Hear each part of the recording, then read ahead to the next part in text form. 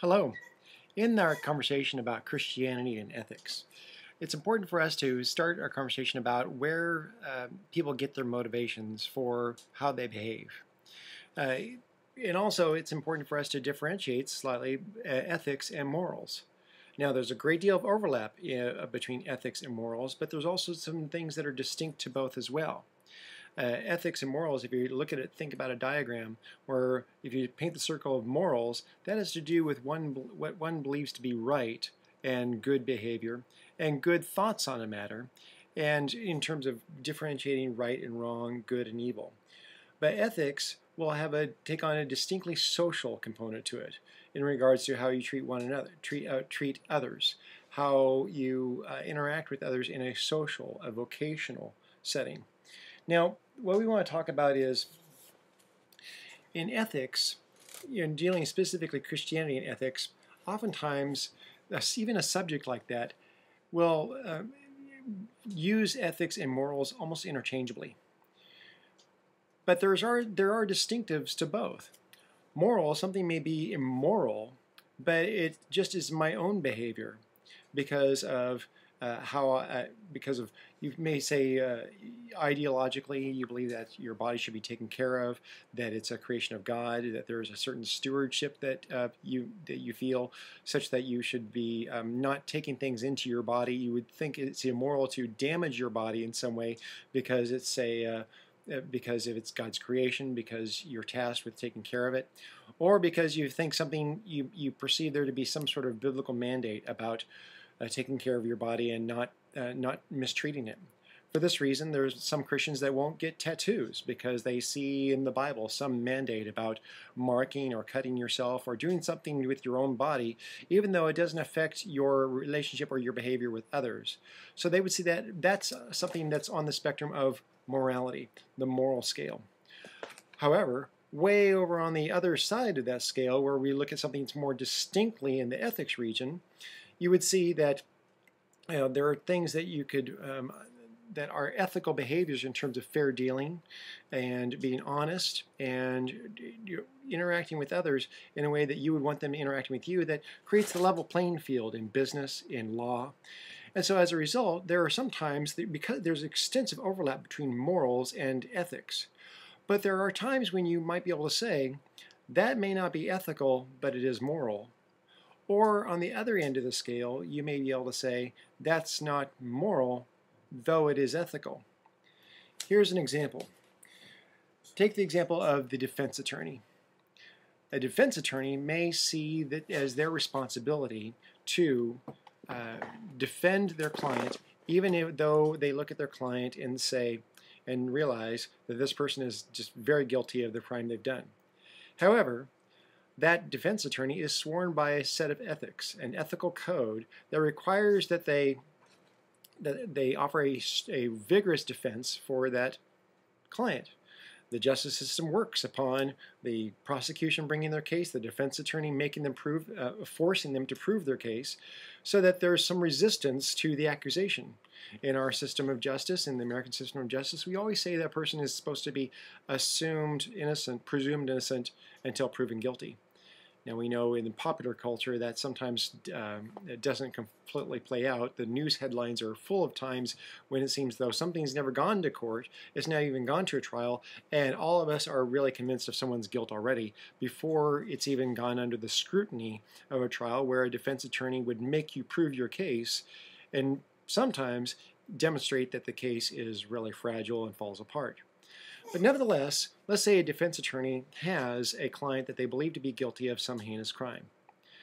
But the defense attorney is sworn by a set of ethics and ethical code according to their office, according to their function within the court system, to defend that client, make sure they offer a vigorous defense for that client, forcing the prosecution to make their case and make it well, so that people can't be making sure that people can't be falsely accused and falsely imprisoned.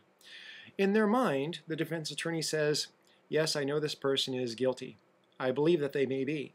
However, our justice system works upon both sides pursuing their case vigorously.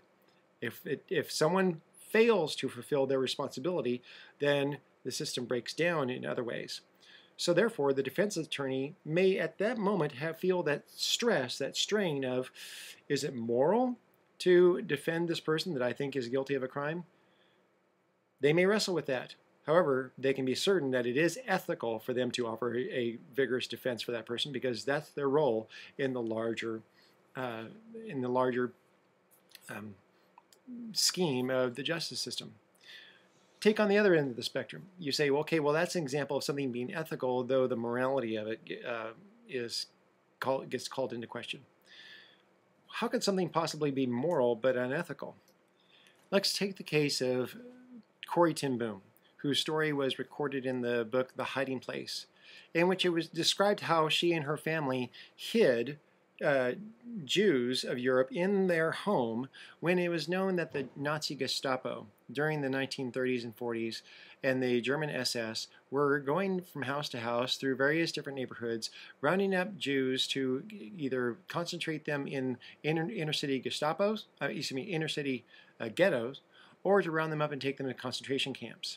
At that time, it was not fully known that they may be taking them to Auschwitz or other extermination camps, but nevertheless, the treatment was so heinous, particularly those who had been taken away or were taken to mass graves, that some Christians had compassion on those Jews that needed to hide from the Gestapo, hide from the German SS, and hid them in their home. Now, at that point, they would be seen as unethical behavior because they were breaking the law. There was anti-Semitic laws that had been enacted in Nazi Germany, but because they were immoral laws, because they were immoral regulations, because the anti-Semitic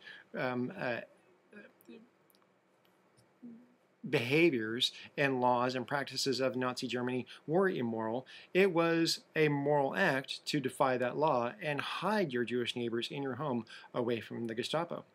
In that respect, some would question whether or not it was ethical because it was violating what was the social contract of the laws that that Germany had set up at the time.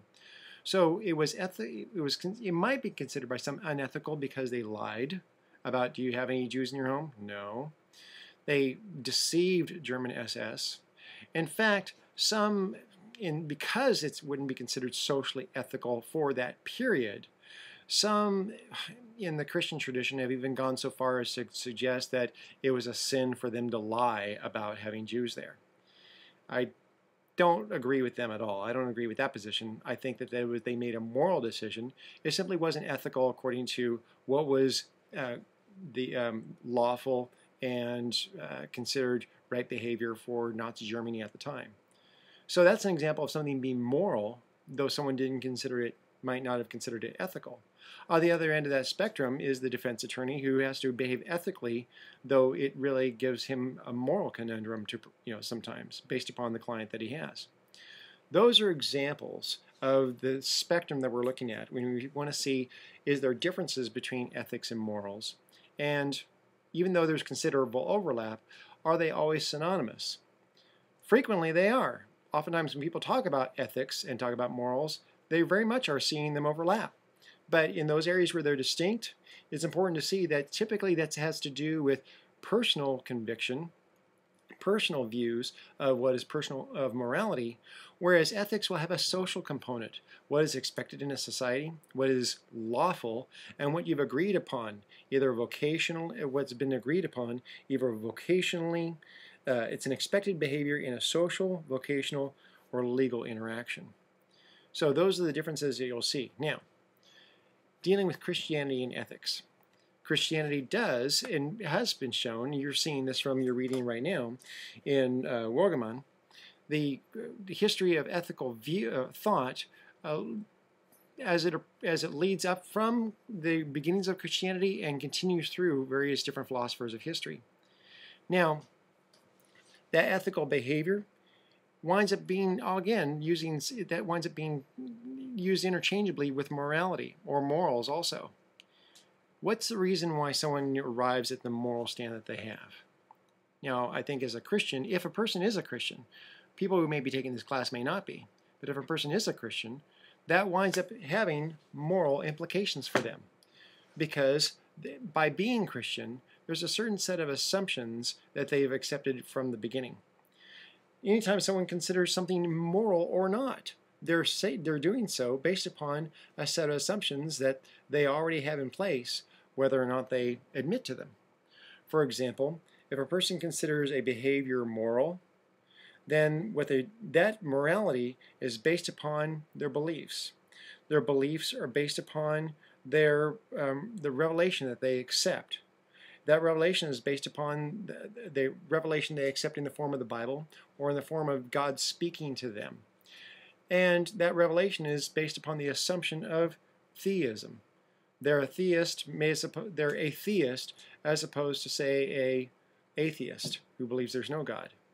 And they're accepting the assumption of theism, already assuming the most bedrock philosophical assumption of supernaturalism.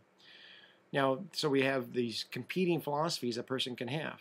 You can, at the very bedrock of your thinking, you can have the philosophy of materialism versus supernaturalism.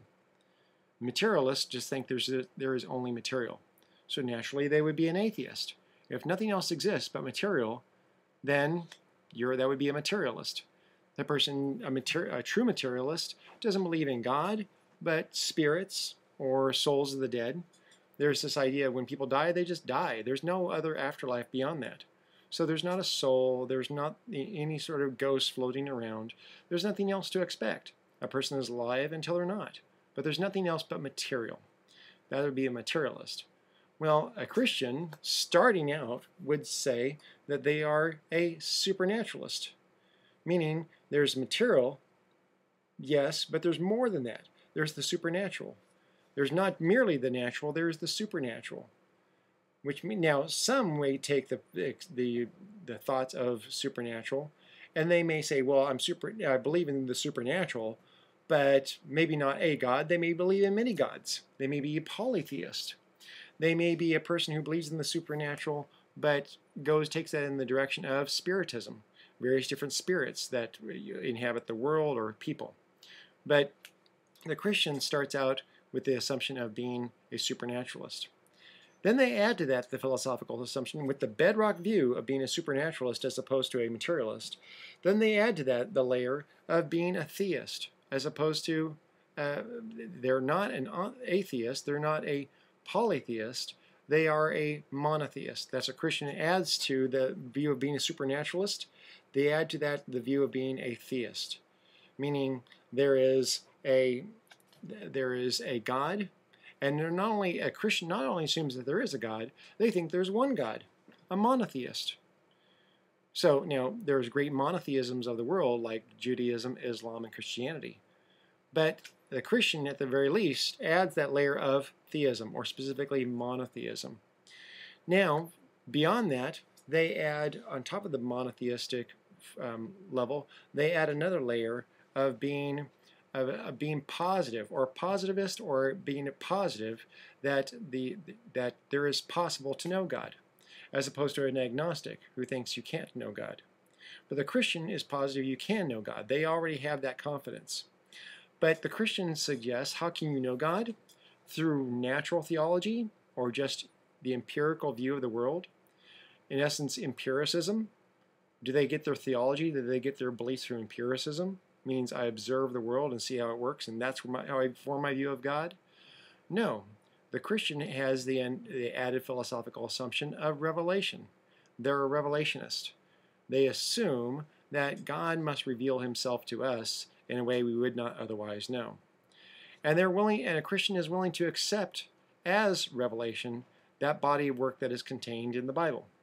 So you see, for a Christian, they may assert things to be moral or immoral. They may assert things to be true and untrue, but anytime they speak about things as having a Christian flavor or a Christian distinctiveness to it, they have a series of underlying assumptions that they've already stacked up on top of one another, whether or not they admit it. Many Christians oftentimes will say things that are right, this is right or wrong, moral or immoral, and don't realize exactly how many philosophical assumptions they've stacked in the process to get there. So let's say the Christian is a revelationist, And not only they are revelationists, but they also are distinctly within a tradition of Christianity. They're in a denomination. They're in a traditional strain, be it Catholicism, be it a Baptist church, whether it's a Pentecostal or, in my case, an Anglican context. That tradition, that tribe, that subgroup of Christianity has shaped their beliefs. And so they are supernaturalist, then they're a theist, then they're positive you can know God, then they're a revelationist, and then they have stack on top of that the beliefs that are distinct to their Christian flavor, the beliefs that are distinct to their Christian heritage or their tradition. Stack up on top of that the beliefs that teach certain morals, and not all morals are shared by all of Christianity. They're based upon the distinctive Christian tradition one has come from. They may think some things are moral where others are not, and they'll differ with someone else who also says that they are from a Christian tradition as well. But still, they add the system of your beliefs that are distinct to their tradition. Then you get to the morals that they think, that they consider to be moral and ethical behavior. And then now, that still fully doesn't account for how people act.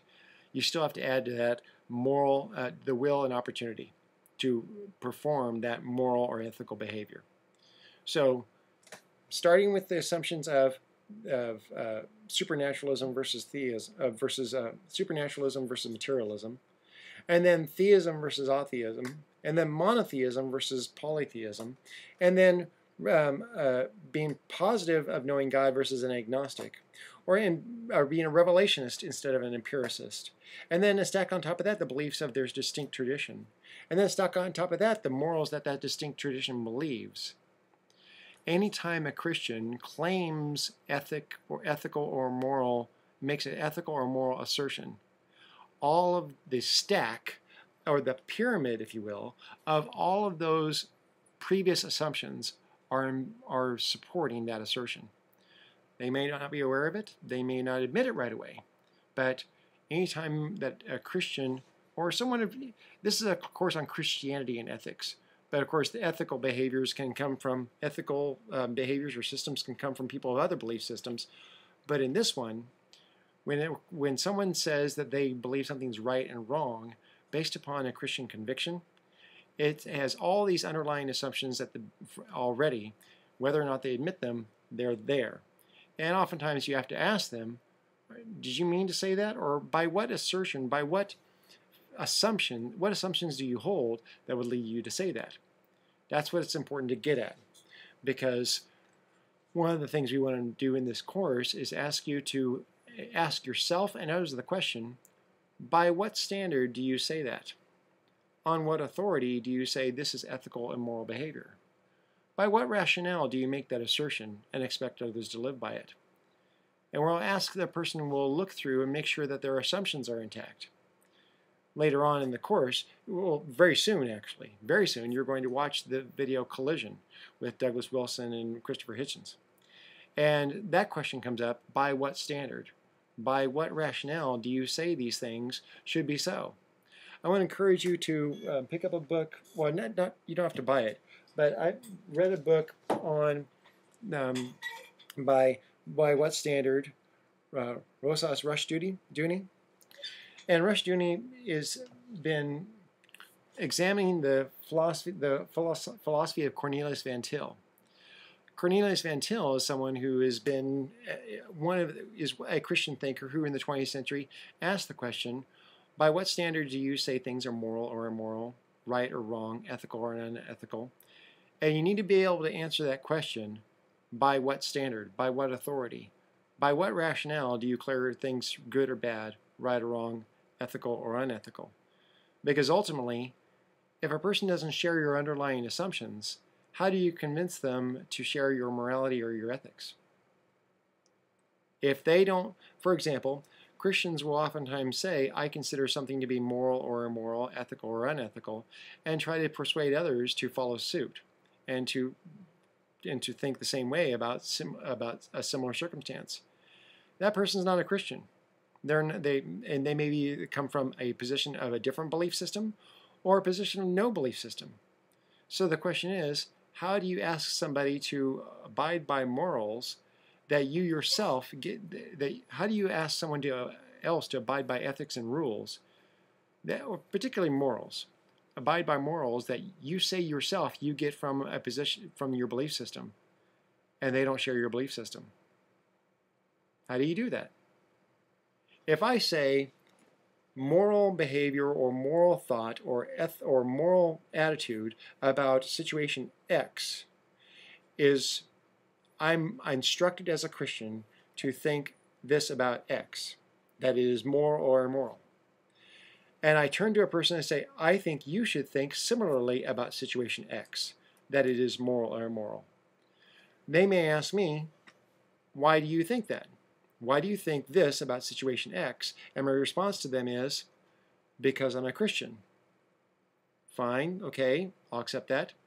And then they say, but I'm not.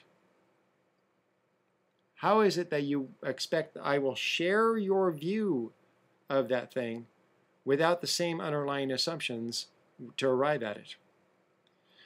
Part of the questions we want to ask this semester is, where do these ethics come from?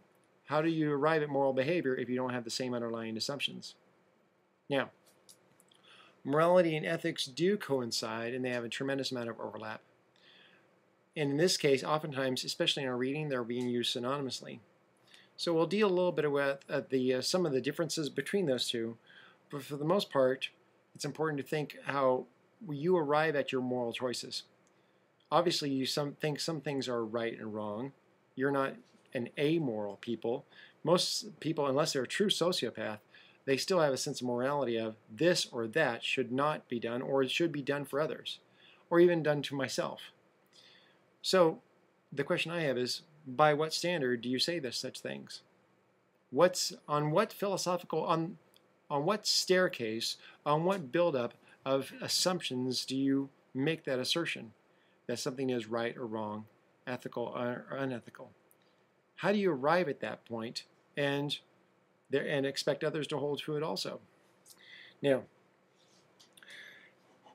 next week we're going to be looking at the next week is coming up the interactions, and I want you to watch the video Collision, because they offer a challenging.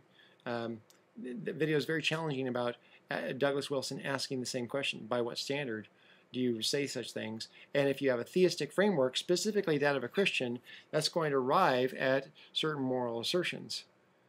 But if you don't come from that position, then it's important to think about how you would arrive at your morality without it. You might. A person can be an ethical atheist, but how did they get there? You want to be able to answer that question as well. Anyway, that concludes our discussion about morality and ethics. We want to get into next time we want to get into further discussion about how one achieves that morality. How do you maintain it in a society, especially when it wars with pragmatics? The idea that if it works, it's good. If it doesn't, it's not. Morality needs to transcend that. Morality and ethics have to go beyond merely what works and what doesn't work. It's possible that unethical behavior could seem to give you an advantage and would work much better. How does one reject pragmatics and stick with moral or ethical behavior, even when it doesn't appear to work well for you? Right? So have a good night.